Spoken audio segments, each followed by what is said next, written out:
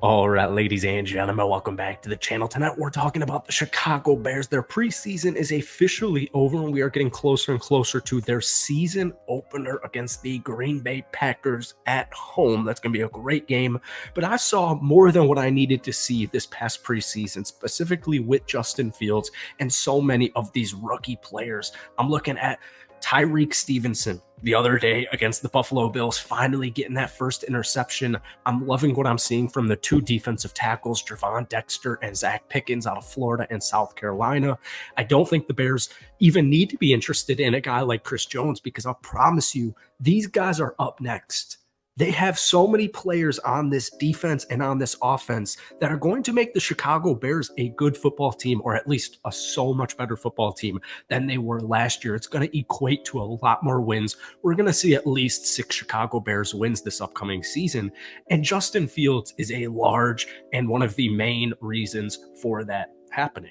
We take a look at the new receiving game. You have DJ Moore coming on over, who had a good rookie season, follows it up with 3 straight 1,100-yard receiving years, and then a down year last year with Carolina, where he still caught almost 900 receiving yards and a career-high 7 touchdowns. He joins Darnell Mooney, who is a breakout candidate. He's a star breakout candidate for this upcoming season. He essentially missed the final 6 games for the Chicago Bears this past year. He was having a solid season, but the year before that, we saw 81 catches, over 1,000 yards, and 4 touchdowns from Darnell Mooney.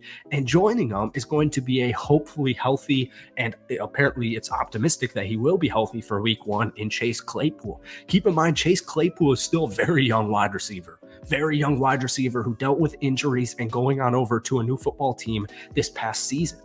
Drafted in the 2nd round in 2020, in his first 2 years with the Pittsburgh Steelers, he had over 1,600 total receiving yards and 11 touchdowns. There is certainly something there with Chase Claypool, and he's just wide receiver 3. So this is what we're going to talk about in tonight's video, all of this talent on the Chicago Bears for this upcoming season. But before we do, if you guys enjoy it, be sure to hit that like button, hit that sub button for daily NFL content. If you guys want more Bears videos, let me know down below. But Bears fans, if we could try and get this video to 500 likes, that would mean the absolute world to me. So those are just the top 3 wide receivers on the Chicago Bears.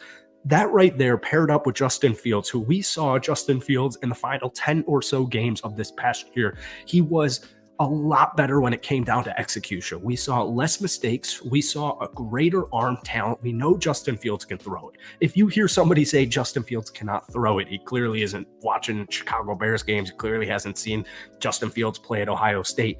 The dude's got a cannon, and you're going to see it a lot more this season, but you're also going to see a lot more of the simple stuff. And that's really one of the pinpoints that we looked at. That was one of the big takeaways from the Bears preseason, specifically their first game against the Tennessee Titans, where Justin Fields threw the ball 3 times. He threw for over 150 yards and 2 touchdowns, just kind of dropping it off to DJ Moore, dropping it off to Khalil Herbert, and just let your playmakers, let your stars, let your studs do the work, right?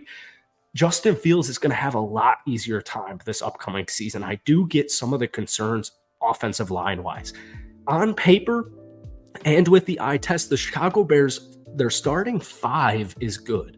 They have a decent starting lineup, as young as some of these guys are, like rookie Darnell Wright at right tackle, coming over, 1st-round pick from Tennessee.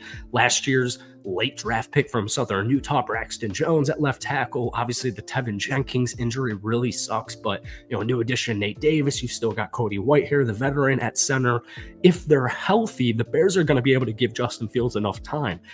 Now, they're banged up right now. That's the big question mark, that both sides of the trenches, offensive and defense, those are the things to watch for the Chicago Bears this upcoming season. We'll talk about the defensive trenches in just a second here, but if that offensive line can just stay healthy, they'll be a good unit. They're a young, rising offensive line unit, but I greatly worry with their depth, which is why it's important that the Chicago Bears are number 1 in the waiver wire right now. With all of these roster cuts that you're about to see in the next couple of days that's already began, expect the Chicago Bears to pick up some quality offensive line depth immediately. So if that offensive line can hold up, you have Justin Fields, you have DJ Moore, Darnell Mooney, Chase Claypool, and it gets a little bit deeper with Equinemius St. Brown, first round draft pick, first year rookie Tyler Scott, the speedster. We saw a little bit of him in preseason. So Justin Fields has so many more weapons than he did last season, not only with new additions like DJ Moore, but also health.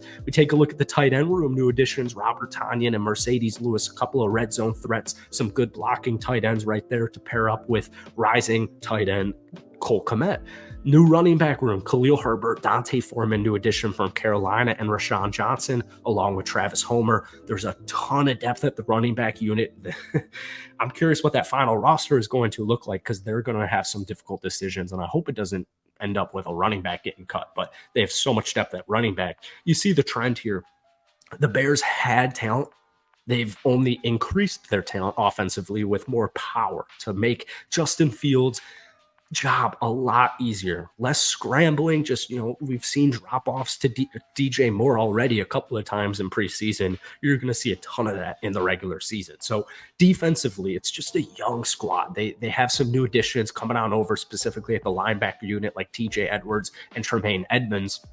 New defensive line, or a lot of new faces on the defensive line, in DeMarcus Walker and Ngakoue coming on over in free agency relatively recently. They have a really young secondary, Jalen Johnson, Jaquan Brisker, Eddie Jackson, Kyler Gordon, rookie Tyreek Stevenson.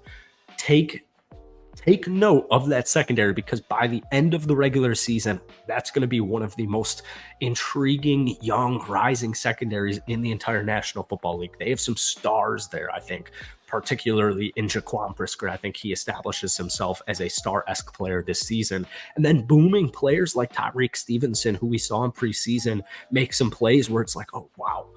But then we also had some hiccups. There was a pass interference. What was it? Holding the other day in that final preseason game. There have been a couple of hiccups, but for the most part, it looks like they have something. There's certainly something there with Tyreek Stevenson. It doesn't end just there as far as young rookie depth.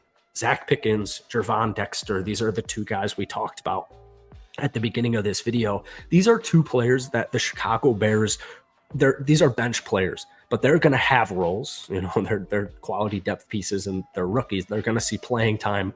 But I'm expecting at least one of Gervon Dexter or Zach Pickens, the two SEC defensive tackles, I'm expecting one of them to establish himself not as a star by the end of his rookie season, but as that dude. I think it's going to be, honestly, it could be either one of them. It could be both of them. But that's why I urge the Chicago Bears not to make a trade for Chris Jones, because I don't think, if this was 2024, I would say go for it, but I want to see what Zach Pickens and Gervon Dexter are, because I think they could have a lot more of a cheaper option in at least one of those two cats. So something to keep an eye on of these Chicago Bears young cats on this upcoming season. So that's it for tonight, man. If you enjoyed it, be sure to hit that like button, hit that sub button for daily NFL content. I do post a ton of Bears videos, so if you want more, let me know down below. But guys, go ahead and let me know, how are you feeling about the Chicago Bears? It was just preseason, so we're taking it all with grains of salt, but nonetheless, I think we saw a lot of positive things to gain that momentum heading into the regular season. Week 1 against the Green Bay Packers, I will be there, and I can't wait. So hit that like button, hit that sub button, but let me know what you're thinking about the Chicago Bears.